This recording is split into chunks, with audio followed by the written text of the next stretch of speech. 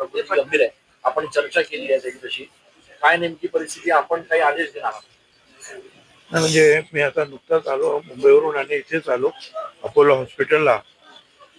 आणि ताजने याला जे आहे आपण ऍडमिट करतो त्याचं सिटी स्कॅन वगैरे सुद्धा करावं लागणार आहे. डोळ्याला कितपत गंभीर आतमध्ये मार आहे की डोक्यात आणखीन काय मार आहे हे सगळं पाहावं लागेल.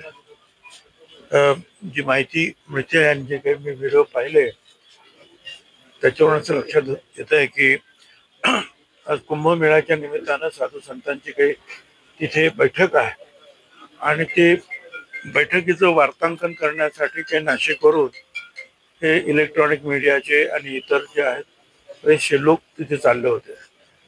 आणि स्वामी समर्थ मंदिराच्या पुढे काहीतरी पावत्या वगैरे फाडल्या जातात. म्युन्सिपाल्टीच्या वतीने फाडतात. कानूनी आहे गैरकानूनी आहे काही कल्पना नाही. पण तिथे त्यांनी सांगितलं की आम्हाला जाऊ द्या, आम्ही प्रेसची मंडळी आहोत. आणि मुख्य म्हणजे आहे की त्र्यंबकेश्वर मध्ये होणाऱ्या कुंभमेळ्याच्या निमित्तानं इतर वेळेला सुद्धा ज्या काही चांगल्या गोष्टी आहेत, सुधारण्याच्या काही आवश्यकता असलेल्या गोष्टी आहेत, त्याचं वार्तांकन करून ते शासनापुढे जनतेपुढे आणण्याचं काम ही मंडळी करत असतात. आता तुम्ही यांना जर दूर ठेवलं त्र्यंबकेश्वर पासून या सर्व मीडियाच्या लोकांना, तर त्र्यंबकेश्वर नावच वर्तमानपत्रात येणार नाही.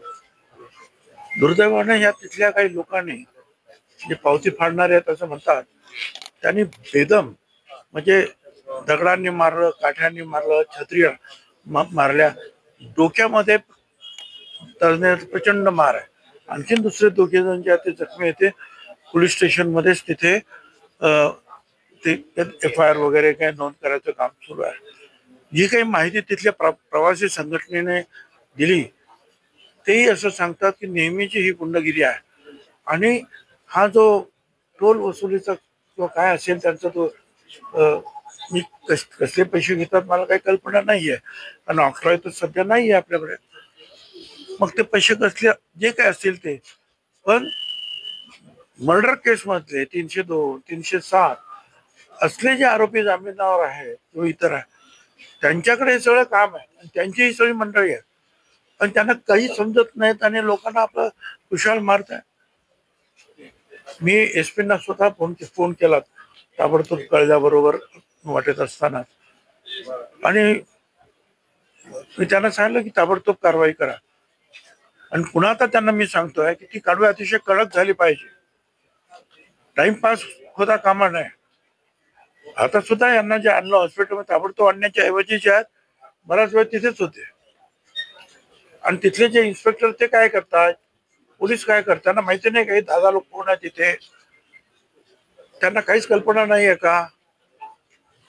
आता यांना मारलं आणि सगळे एकत्रित होते सगळे मीडियाचे लोक म्हणून गोष्ट बाहेर पडते. बाकी एखाद दुसरा जो व्हॉट्सअप जात असेल त्याचे काय हाल आहेत, त्याची तर काही सुनवाईच नसेल. तर या पद्धतीनं जे आहे कारभार होता कामा नये. म्युन्सिपाल्टीने सुद्धा अशा प्रकारच्या लोकांचा ताबडतोब जर त्यांना काय ठेका दिला असेल तर तो रद्द केला पाहिजे. तेव्हा मी पोलिसांना सांगणार आहे की जर अशा प्रकारचे लोक कामाला ठेवले असतील आणि असे प्रकार घडत असतील तर ज्यांनी त्यांना अथॉरिटी दिलेली आहे त्यांना सुद्धा जे आहे विचारपूस झाली पाहिजे, त्यांची सुद्धा चौकशी झाली पाहिजे.